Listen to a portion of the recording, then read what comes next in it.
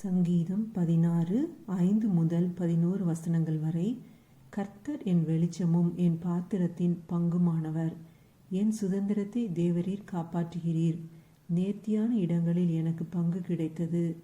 ஆம், சிறப்பான சுதந்திரம் எனக்கு உண்டு. எனக்கு ஆலோசனை தந்த கர்த்தரை துதிப்பேன். காலங்களிலும் என் உள்ளிந்திரியங்கள் என்னை உணர்த்தும். கர்த்தரை எப்பொழுதும் எனக்கு முன்பாக வைத்திருக்கிறேன். அவர் என் வலது பாரிசத்தில் இருக்கிறபடியால் நான் அசைக்கப்படுவதில்லை. ஆகையால் என் இருதயம் பூரித்தது, என் மகிமை களிகூர்ந்தது.